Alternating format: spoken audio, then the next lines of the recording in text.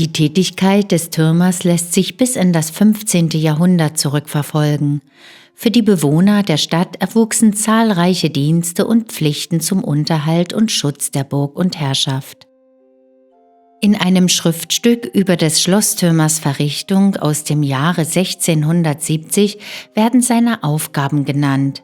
So hatte er tags und nachts alle Stunden die Glocke nachzuschlagen und in ein Posthörnlein zu blasen. Am 29. Mai 1670 wurde der Meister Hans Ebert, Bürger und Tischler von Weida, zum Torwärter auf Schloss Osterburg bestätigt. Er hatte die Aufgabe, auf dem Schloss mit seiner Familie in der Torwärterstube zu wohnen und im Sommer frühmorgens um 4 Uhr und im Winter um 6 Uhr die Tore zu öffnen und des Abends im Sommer um 9 Uhr und im Winter um 6 zu schließen und das immer zur rechten Zeit.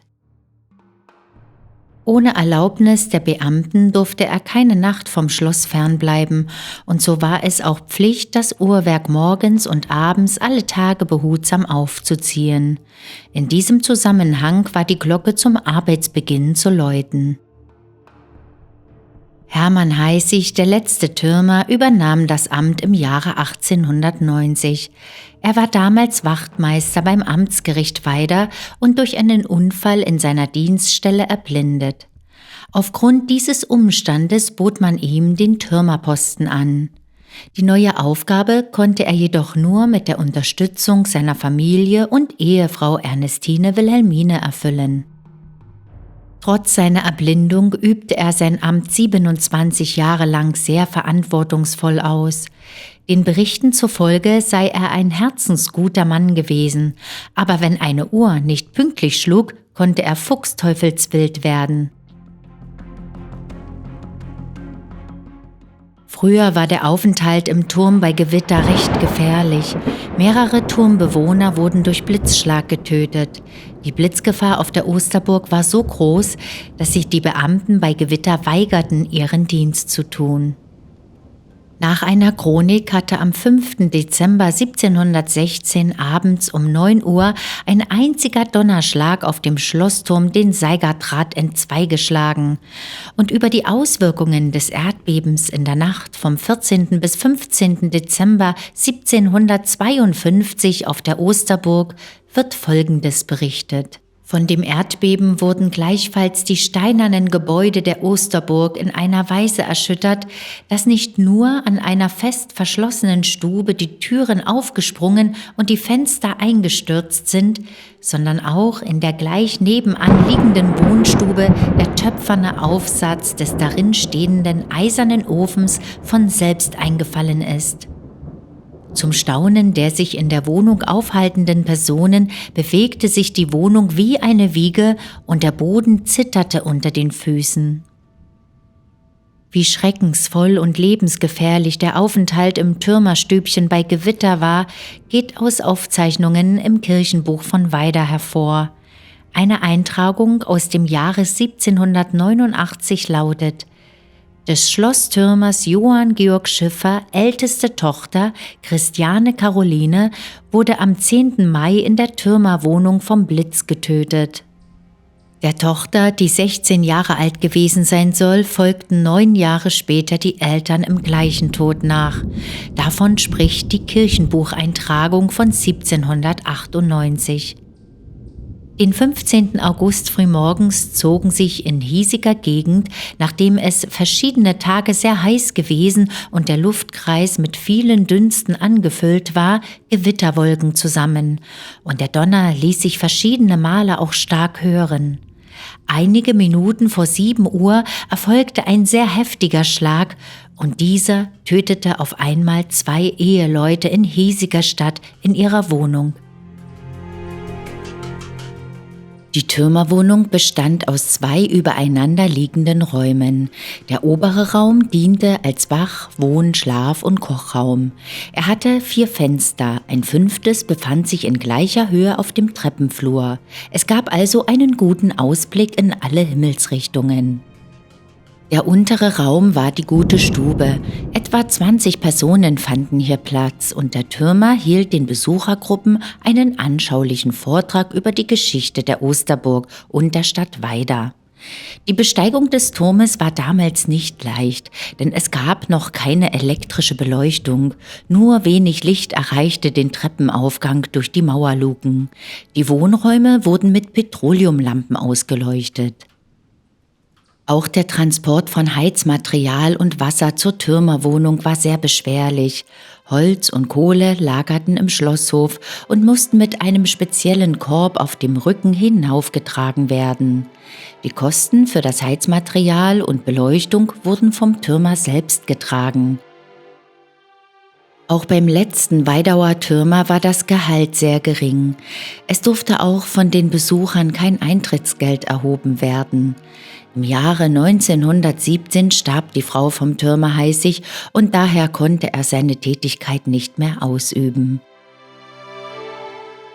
Die Aufgaben des Türmers, nachweisbar seit dem 15. Jahrhundert, sind in des Schlosstürmers Verrichtungen aus dem Jahr 1670 wie folgt beschrieben. Unter anderem tags und nachts alle Stunden die Glocke nachzuschlagen und in ein Posthörnlein zu blasen, Aufsicht auf ausgebrochenes Feuer zu haben und sobald etwas ersehen ward, mit Anschlag der Glocke ein Zeichen zu geben und die Ankunft der gnädigsten Herrschaft durch Trompetenblasen zu vermelden. Die Feuerwache war in Zeiten vieler Holzhäuser besonders wichtig. Weida war in 4 Stadtviertel eingeteilt. Im unterschiedlichen Glockenschlag konnte jeder Bewohner sofort erkennen, in welchem Viertel es brannte. Eine rote Fahne bei Tag und eine rote Laterne bei Nacht kennzeichneten die Richtung eines Fernfeuers. Der Schlosstürmer gehörte mit seiner Familie immer zu den Ärmsten der Stadt. Er hatte zwar verantwortungsvolle Aufgaben, aber nur einen sehr geringen gesellschaftlichen Status.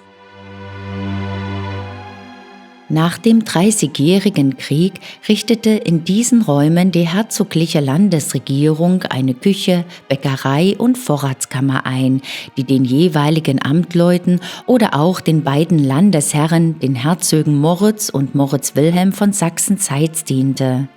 Zur Zeit des Großherzogtums Sachsen-Weimar-Eisenach verwandelte man das Amt in ein Kreisgericht mit einem Gefängnis im Alten Schloss. Erst mit der Errichtung des Museums wurden hier museale Gegenstände gelagert. Der Einbau statischer Sicherungen veränderte die Raumstruktur. Da die Geschichte der Osterburg auch heute noch vor allem in der Zeit des Mittelalters nur in Fragmenten bekannt ist, sollte der Boden des Gewölbes archäologisch untersucht werden.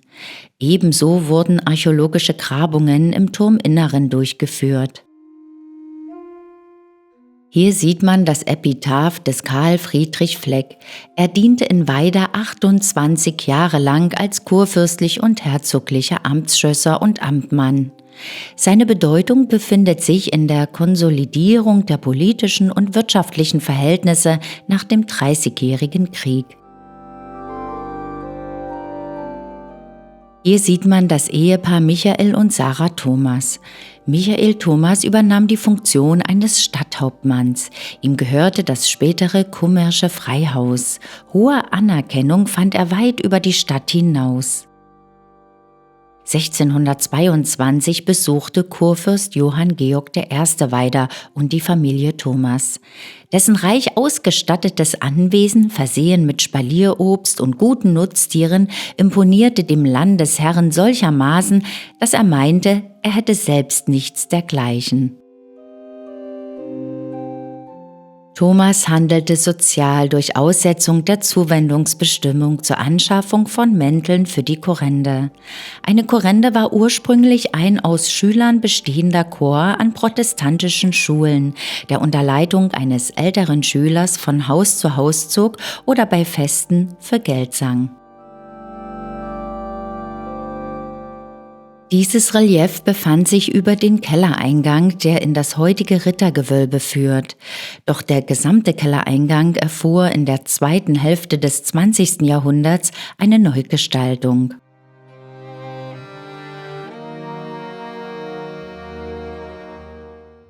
Mit diesem wunderschönen Hintergrund möchte ich mich dann ganz herzlich von euch verabschieden. Ihr habt nun viel erfahren über die Osterburg in Weida.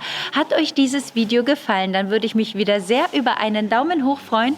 Und wollt ihr nie wieder ein wunderschönes Schlösser- und Burgenvideo verpassen, dann abonniert am besten gleich den Kanal. Ich sage dann schon einmal Tschüss und auf Wiedersehen. Bis zum nächsten Mal. Tschüss!